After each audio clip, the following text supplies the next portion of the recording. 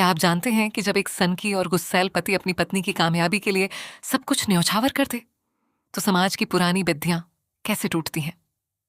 दंगल TV के superhit show पति ब्रह्मचारी के लेटेस्ट एपिसोड 345 में कुछ ऐसा ही महाधमाका देखने को मिला है, जिसने दर्शकों के होश उड़ा दिए हैं। एपिसोड की शुरुआत बेहद इमोशनल और ड्रामेटिक मोड से होती है, जहां सूरज अपनी बहन छुटकी और पत्नी ईशा को आग की परीक्षा जैसी तकियानुसी प्रथा से बचाता है। युवराज की मदद से सूरज पूरे गांव और बुआ जी के सामने ताऊ जी की उस घिनौनी साजिश का पर्दाफाश कर देता है, जिसने छुटकी को बदनाम करने के लिए जाल बुना था।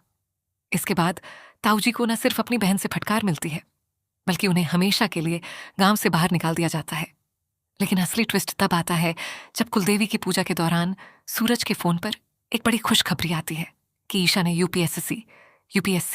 की परीक्षा पास कर अब एक आईपीएस ऑफिसर बन चुकी है।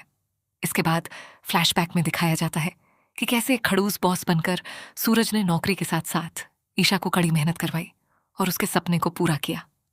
कहानी में सबसे बड़ा भावुक कर देने वाला पल तब आता है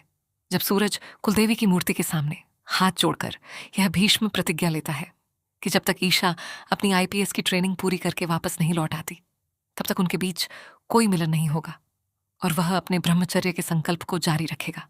इस फैसले को सुनकर ईशा भावुक हो जाती है और सबके सामने सूरज से अपने प्यार अगर बात करें। अगले एपिसोड की भविष्यवाणी की तो आने वाले एपिसोड में हाई वोल्टेज ड्रामा और इमोशनल जुदाई देखने को मिल सकती है। अगले एपिसोड में ईशा अपनी आईपीएस ट्रेनिंग के लिए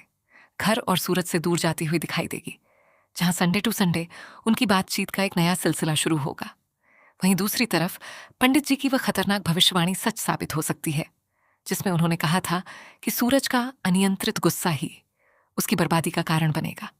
मुमकिन है कि सूरज की गैर मौजूदगी या उसके गुस्से का फायदा उठाकर ताऊ जी अपनी बेइज्जती का बदला लेने के लिए कोई नया और बड़ा षड्यंत्र रचें,